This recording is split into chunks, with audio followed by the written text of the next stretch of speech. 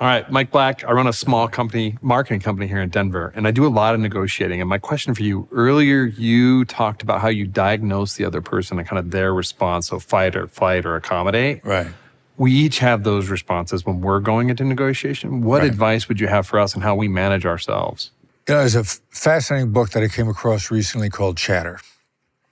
And the author, whose name escapes me, was being interviewed, of course, on my favorite podcast, Human Labs. And, all right, so you already know you need to keep yourself in a positive frame of mind. And if you're aware of that, you probably, maybe you do a gratitude exercise in the morning.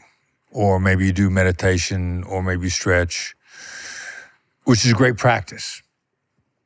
And you should do that. It's mental hygiene. You brushed your teeth yesterday morning, you need to brush them again this morning, right? But the Chatter thing really got me thinking because everybody knows, I don't know what the number is, 10,000, 50,000 conversations go through your mind every day, thoughts, and they keep telling us that those thoughts are repetitive. And it's kind of like breathing, but you can get behind those thoughts.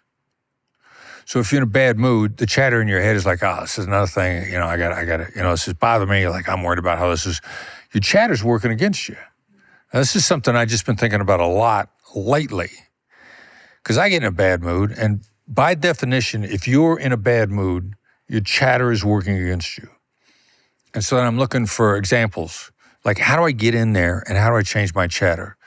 Jocko Willink, all the guys that work for him, inspired by him, are like, whatever happens to us, Jocko, all you ever say is good.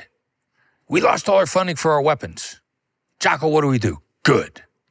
Gives us an opportunity to do something else. Jocko's got an automatic good going in his chatter.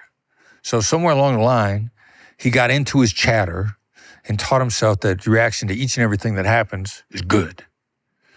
And no matter, like if something goes bad, like I got stranded in LA, good. You'll find that it impacts, there's a physiological impact on your brain and in your neurochemistry at that point in time.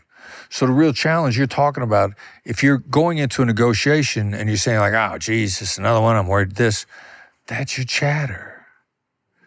That simple but extremely difficult thing to do is to become aware of your chatter and then pick out a phrase to try to replace it with. I'm lucky. It's a bountiful world.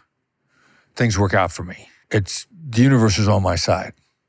I wouldn't be here if the universe wasn't on my side. So, and I'm still working on wrapping my mind around that, but the negotiation is with yourself and with your mindset.